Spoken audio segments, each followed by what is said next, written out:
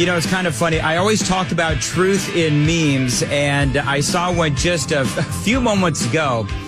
Very funny and very true, and incredibly pertinent as we talk about the economy this morning, along with a whole bunch of other things. It's a photograph of a young American, and he's got his thumbs up, and he says, well, since I can't afford to buy gas, I'll just go out and buy a $100,000 electric car. I got to tell you that one of the big parts of the news cycle this morning is, of course, more numbers, more polling numbers on the economy. And what I find incredibly fascinating about all of this is that the headline is that you've got these Democrat pollsters who just can't seem to really understand why it is that Bidenomics and the greatness of Bidenomics is not connecting with the American people. That's what they're saying. It is stunning to me, as a matter of fact. We're going to get into this because the economy, it is, as you know, friends, all about the economy. Love the headline from Fox News. Voters feeling horrible about the economy, confusing some political experts. A Democratic pollster, Celinda Lake, saying she is mystified about the economy.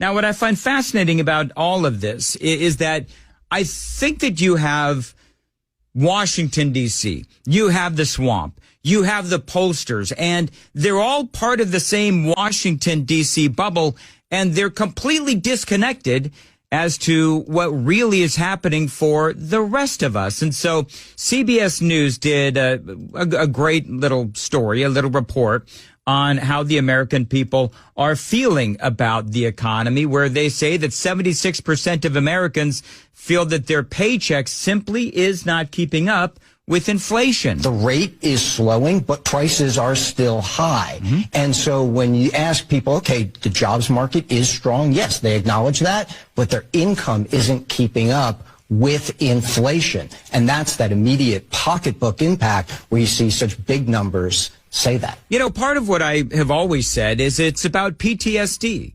Here's some passages from that Fox News article. Voters are feeling horrible about the economy under President Joe Biden as the 2024 presidential election nears, confusing some experts, according to a new report. They say, this is a quote from this Democratic pollster, Celinda Lake, things are getting better and people think things are going to get worse. And that is the most dangerous piece of this research. Democratic pollster Celinda Lake telling the Associated Press. Lake also says that voters want prices to fall, not just inflation. She says, honestly, I'm kind of mystified by all of that. President Biden goes into next year's election with, they say, a vexing challenge. Just as the U.S. economy is getting stronger, people are still, they say, feeling horrible about the economy, according to the Associated Press. Other economists, by the way, attempting to explain why Americans seem so uneasy with the economy. Now, before I read that, I'm going to tell you that for me, it's because for how long?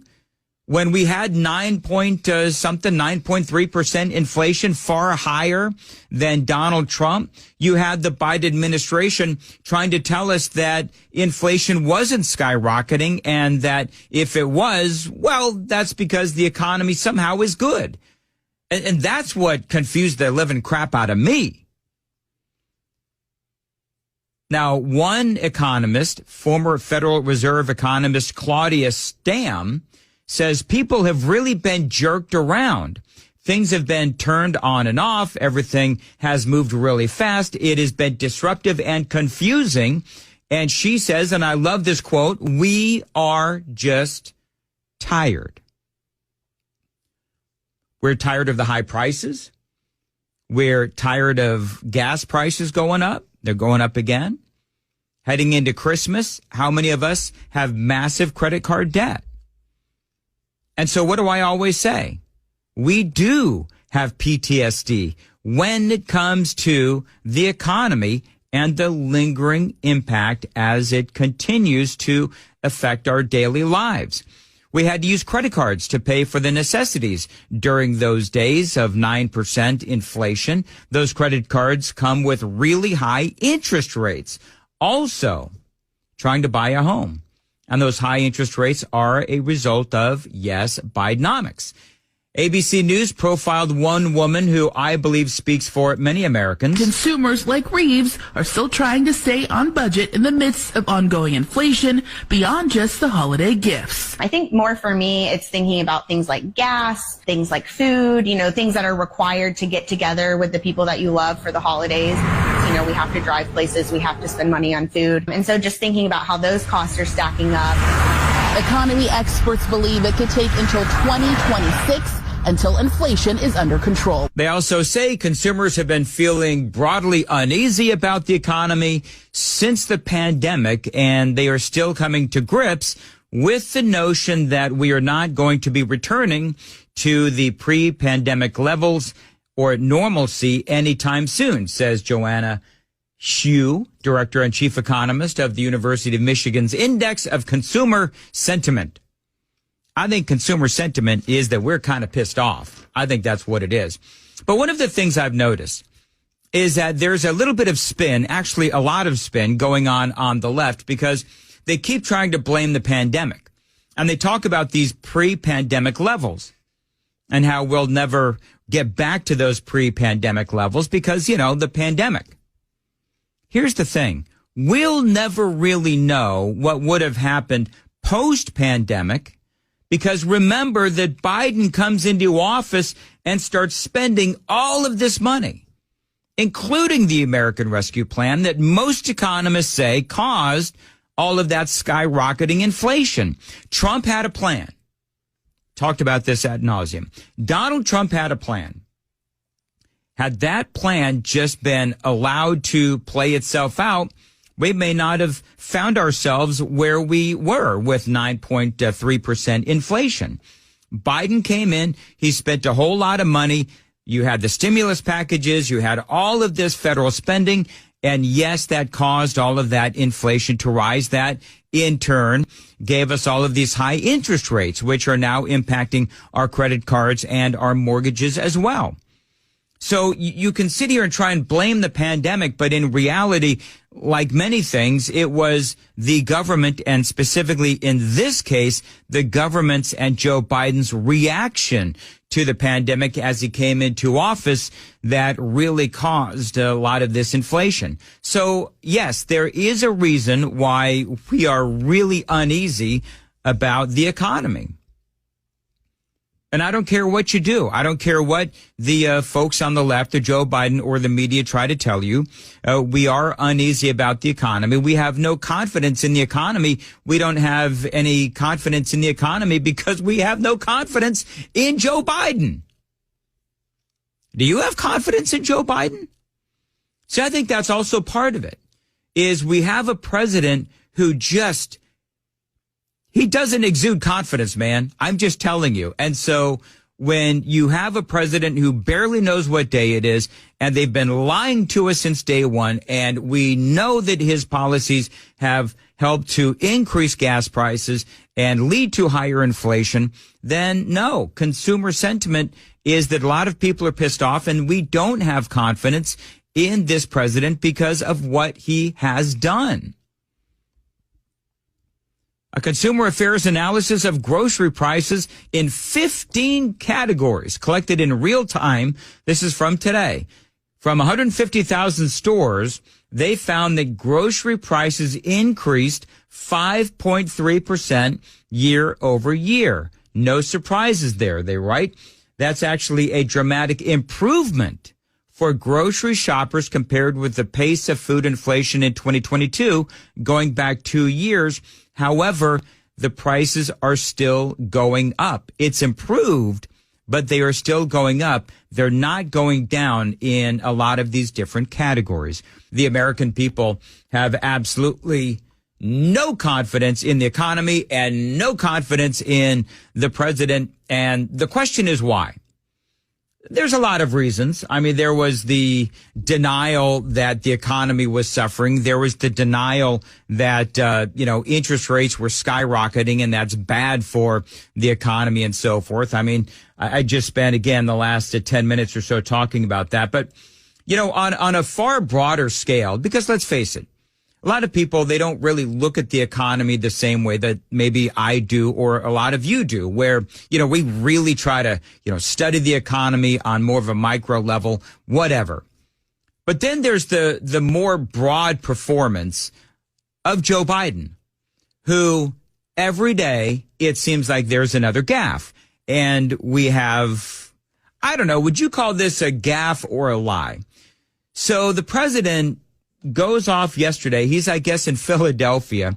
And he says that many years ago, he received some help from none other than Ronald Reagan. I had a cranial aneurysm. It was in the middle of a snowstorm. Not a joke.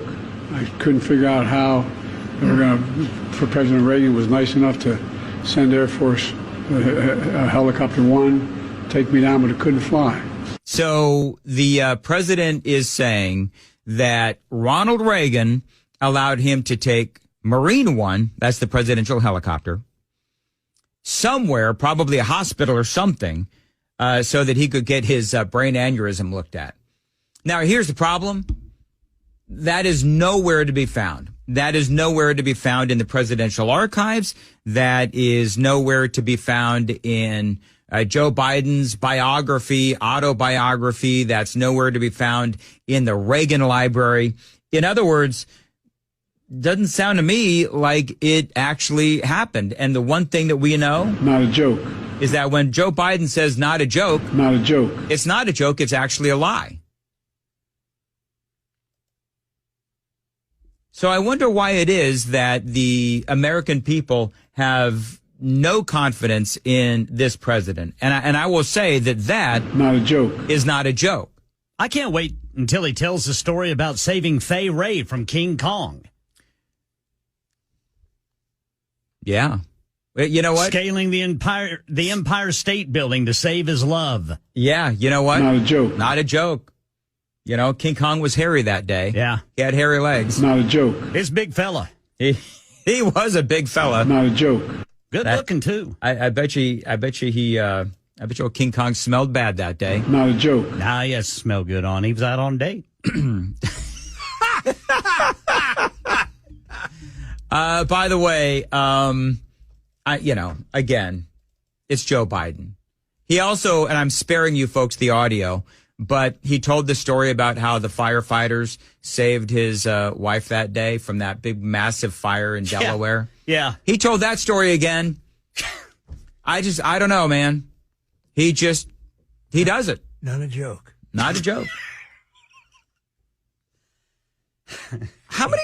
One time I was in New York visiting, and not a joke. Not a joke. And I had stumbled and could not get up, and I look up, and you won't believe it, who saved my life was David Lee Roth. And is when he was working as a paramedic. And he wanted me to join Van Halen, and I just said, I'm not available. I'm sorry. Mm-hmm. Yep. That's our president. Not a joke. Not a joke. That's not a joke at all. Goodness gracious. You know what the thing is? Isn't it just the lying to the American people, and everybody knows it's a lie, but he keeps doing it, Johnny? Do you think that's probably why it is that people have no confidence in the economy or this president, because of the perpetual lies? I would think so. Because it's a stated lie. It's my problem with him. And everybody knows it's a lie, and he keeps doing it over and over again. By the way, here's another one. You ready? Yes. So he's talking about what happened on October 7th, of course, in Israel at the hands of Hamas. But we know this year's Hanukkah is different. It's been 65 years since the deadliest day of the Jewish people since the Holocaust. 65 years. It's been 65 days. Not years, days. It's been 65 years since the deadliest day of the Jewish people since the Holocaust. 65 years. That's Well, it feels like 65 years. Goodness gracious, man. Man, it feels like 65 years he's been in office. It sure does, doesn't it, Johnny? It has even. Man, great minds think alike. I was just thinking about that. Good Lord. Yeah. Yeah. You know what? I mean, it's not even the lies anymore. It's just every weekend whenever you go pay for your groceries. Exactly. See, that's the thing. That's it right there, man. Just watching your bank account go. Well, yeah, thanks. Why? Yeah, watching your bank account or watching your credit card bills, go up, your interest rates and all that. Because those credit card bills, man, they're a killer. Oh yeah, they really are. And all this inflation is easing. Yeah, but we're still paying $700 more a month than we were 3 years ago. Yep. Yeah, inflation, that just means prices aren't going up as fast. That's exactly as right. They were. They haven't gone down. Right. It's just they're not going up as fast. And so they're trying to play Oh, goodness. They're trying to play games with the numbers. Absolutely.